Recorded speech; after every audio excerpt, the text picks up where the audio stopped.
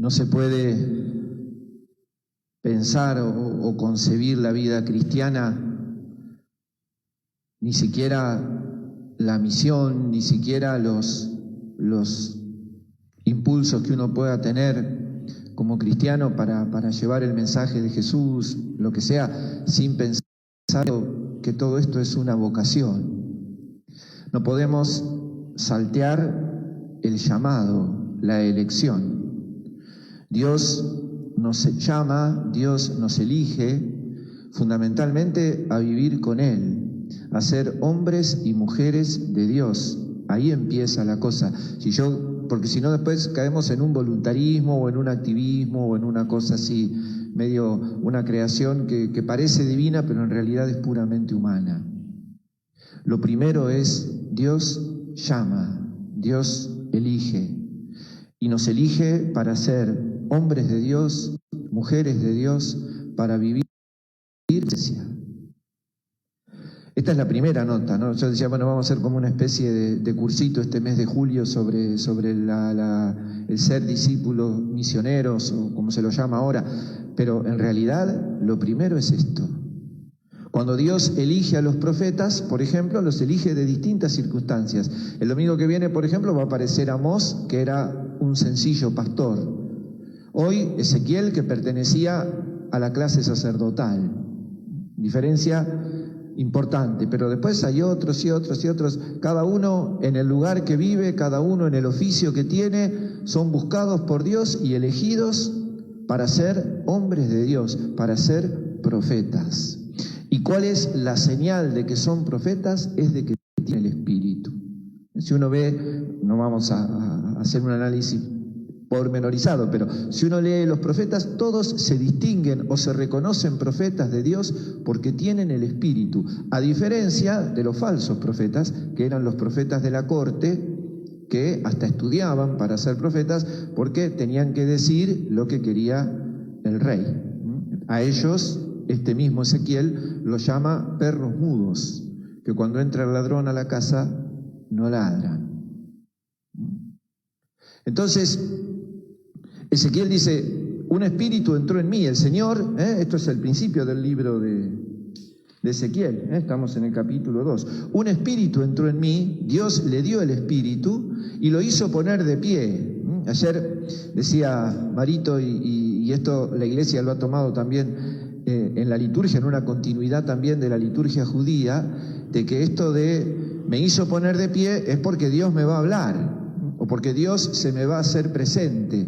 En los momentos, por eso digo lo de la connotación litúrgica, propio de un hombre que ha sido sacerdote, como el caso de Ezequiel, en la connotación litúrgica de que en los momentos fuertes de comunión, la comunidad está invitada a ponerse de pie, sea en la proclamación del Evangelio como en lo que es toda la plegaria eucarística, excepto obviamente el momento sublime de la consagración. Y decía Marito, una idea es el respeto porque estoy en presencia de Dios, porque Dios me va a hablar, y la otra es disponibilidad, ¿no? Y esto está tomado de la comida pascual. Acuérdense que la comida pascual, los judíos en Egipto, tenía que ser de pie porque había que salir caminando enseguida. Y esto es lo mismo, ¿no? Me pongo de pie porque Dios me va a hablar, seguramente me va a dar una misión y tengo que salir a cumplirla y tengo que salir a realizarla. Entonces dice Ezequiel, el Espíritu entró en mí y me hizo poner de pie. Y entonces Dios le dijo cuál era la misión. Y Dios en esto es tan honesto. No hay ningún personaje en la Biblia donde Dios le diga, vení, yo te voy a mandar una misión y te doy el fenómeno. ¿No?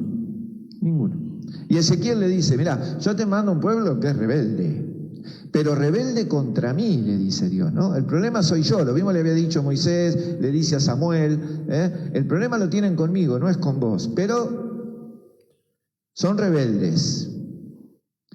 Y le dice algo Dios que es hermosísimo. Le dice, sea que te escuchen o se nieguen a hacerlo, lo importante es que sepan que en medio de ellos hay un profeta. Podemos traducirlo, te hagan caso, ¿no? Lo importante es que en tu pueblo, que en tu casa, que en tu barrio, que entre tu gente, sepan que hay un hombre de Dios. o una mujer de Dios. La vocación cristiana no se resuelve por la eficacia, sino por la fidelidad. Nosotros no estamos llamados a ser eficaces y exitosos, estamos llamados a ser fieles, a vivir en la fidelidad. ¿Cuántas veces nos hacemos propósitos con amigos, con familiares? Lo quiero acercar a la fe, lo quiero acercar a la iglesia. ¿Cuántas veces uno charla con padres, madres que dicen, uy, yo lo eduqué a mi hijo para que sea creyente y me salió torcido, me salió que no cree, que esto, que lo otro, que lo demás allá? Fallé en mi misión, ¿no? Y entonces Dios nos diría, como le dice a Ezequiel, mirá, más allá de que te hagan caso, no te hagan caso, que sepan que vos sos un hombre de Dios, una mujer de Dios. Sé fiel al llamado, sé fiel a la misión, y entonces tu fidelidad será el signo para los demás. Después los demás son libres, responderán de acuerdo a su corazón, pero vos no podés dejar de ser fiel. Y esta fidelidad de ser llamados por Dios, esta fidelidad de ser hombres de Dios, en la Escritura, en el mensaje de hoy, nos presenta dos dificultades. Una, nosotros mismos. Segunda carta a los Corintios. La segunda carta a los Corintios es una carta brava porque Pablo está muy enojado con los corintios, porque los corintios andan diciendo que Pablo. Y entonces Pablo se llena de bronca, de energía, y les dice, sí, soy debilucho. El tema es que en mi debilidad actúa el poder de Jesús. Entonces yo me glorío de ser débil con la debilidad que dicen ustedes. No es la debilidad del pecado cometido, ¿no? Sino es la debilidad y la fragilidad propia de la condición humana. Dice, me glorío de esa debilidad. Me glorío porque aún en mis cansancios, en mis dudas, en mis dificultades y en todo lo que me pasa, Jesús se hace fuerte. Entonces yo soy débil, pero reside en mí la fuerza de Cristo. Es hermoso. En la carta a los Gálatas también dice Pablo, yo me glorío, no me deprimen, al contrario, me siento fuerte porque cuando yo soy débil asoma en mí el poder de Jesús. Tengo una espina clavada en mi carne, en ningún lugar dice Pablo cuál es esa espina, se supone que sería algún defecto o alguna deficiencia de tipo físico, pero no sabemos cuál es. Y entonces le dice a Dios que le saque esa espina, y Dios le dice, no, Pablo, te basta mi gracia. Te basta mi gracia. Entonces la debilidad deja de ser un problema, deja de ser una dificultad, porque yo que quiero ser un hombre de Dios, yo que quiero ser fiel a lo que Dios me pidió y me siento débil, sé que si yo soy capaz de asumir esa debilidad y ponerla en las manos de Dios, Dios me hace fuerte. Dios es capaz de fortalecerme. Y la otra dificultad son los demás. O sea, dificultades propias y dificultades ajenas. Su pueblo va a Nazaret, no iba mucho a Nazaret Jesús, la mayor parte del tiempo la pasaba en Cafarnaúm. Jesús va a Nazaret y el sábado va a la sinagoga.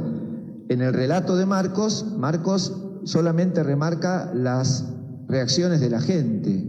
Este mismo relato en la versión de Lucas está mucho más completo, es el capítulo 4 de Lucas, donde Lucas cuenta incluso lo que dijo Jesús, acá no está, pero las reacciones de la gente primero es de admiración. Uy, qué buen mensaje. Pero después cuando el mensaje empieza a pegar y cuando el mensaje empieza a tocar en partes que no me gustan, entonces, ¿qué hacemos? Y lo fundamental es desacreditar al mensajero. Yo desacredito al mensajero y entonces el mensaje pierde valor. ¿Y acá cuál es el descrédito? Porque lo que está diciendo Jesús está buenísimo, pero me pega. No me gusta lo que está diciendo Jesús y no me animo a enfrentarme con el mensaje, porque por ahí lo que está diciendo viene de Dios. Entonces, ¿qué hago? Y bueno, le pego al mensajero. Este es el carpintero. Se ve que el oficio de carpintero no daba para ser profeta. Este es el carpintero. Sus parientes viven entre nosotros. Es el hijo de María. Nombrar a una persona por el nombre identificar a una persona por el nombre de la madre era una forma socarrona, porque a toda persona en el pueblo judío se lo identificaba por el nombre del padre. Cuando se lo nombraba por la madre era porque era madre soltera o porque andaba a mudar. Las dos cosas eran vergonzosas.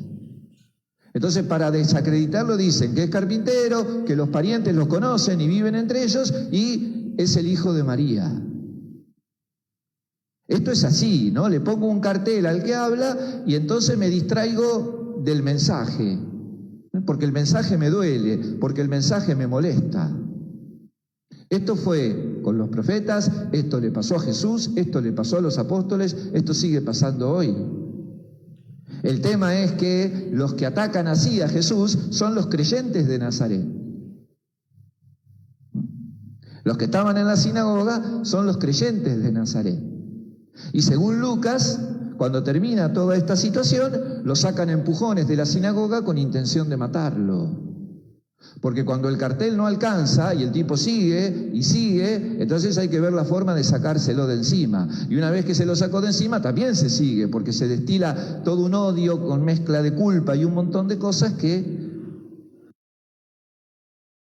es sombra de la falta de fe de los creyentes.